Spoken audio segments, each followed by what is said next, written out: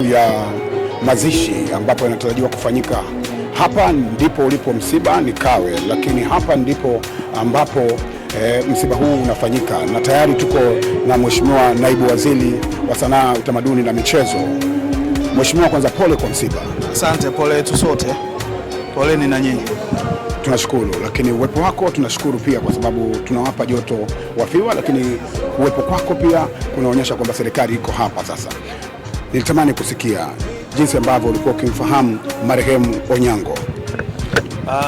Kwa watu wa umri wangu, mzee Onyango alikuwa superstar wa michezo ya kuigiza, ucheshi, na naamini wasanii wengi unaowaona sasa hivi wanafanya vizuri, miongoni mwa watu waliowavutia kufanya sanaa wanaoifanya alikuwa mzee Onyango.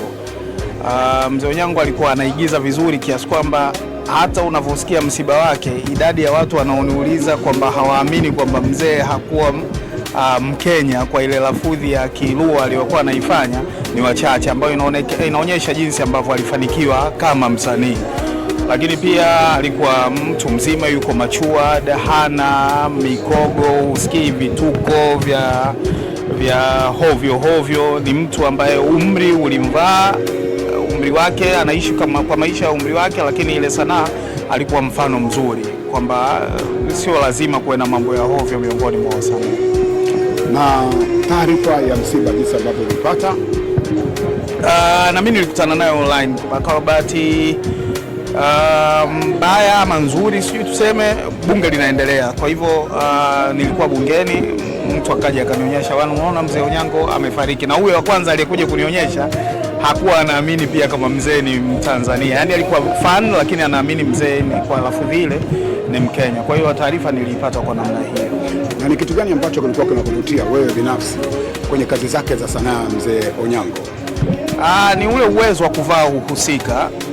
wa kuvaa uhusika, lakini mafunzo mazuri ambayo alikuwa anakuja kuyaleta kwa kutumia sanaa yake.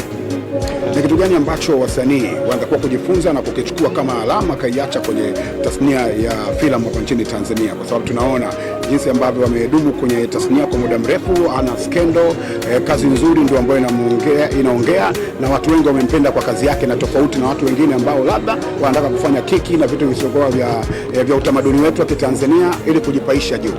Yaani wewe umelitoa jibu kabisa wakati unaniuliza swali kwamba ili la kwanza wavae uhusika, wafanye vizuri kazi yao kwa kadri ya uwezo wao. Naamini watu wengi wana vipaji, na wakiweka akili zao na wakiwa na consistency itawasaidia kuwa wasanii wakubwa, lakini mfano wa kuigwa na kufikisha mahali wanapoitarajia kazi yao ya sanaa ifike. Hili moja.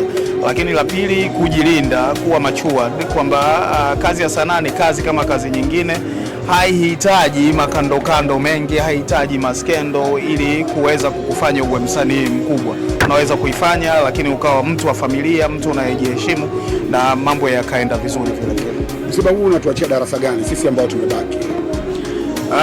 Darasa kwenye misiba ni lile. Kwenye Uislamu inasemwa kwamba kifo ni ukumbusho tosha, kwamba kuna siku cha kubali kuzaliwa, umekubali kwamba kuna siku kitu cha uhakika. Yaani ukizaliwa unaweza usioe, unaweza usisome, unaweza usipate watoto, unaweza usifanye kazi, lakini kitu ambacho ni uhakika ni lazima kitakukuta ni kifo. Kwa hivyo pamoja na mambo mengine yote tunayofanya kwa ajili ya kutafuta maisha yetu, tuhakikishe kwamba tunajikaribisha kwa Mwenyezi Mungu na kwamba kuna siku moja tutarudi kwake. Nitumie fursa hii kuwapa pole sana na kuombea ustahimilivu, kwanza wasanii wenzake wote, lakini hali kadhalika familia na wapendwa wake wote walioguswa na msiba huu kwa namna moja ama nyingine. Sisi tukupongeze kwa kuikimbilia jamii, lakini kuwa kiongozi wa mfano, kwa maana kukimbilia tu kwenye matatizo ni sehemu ya maisha mazuri. Asante na endelea kufanya kazi. Mungu akuongoze. Na washukuru sana. Asante.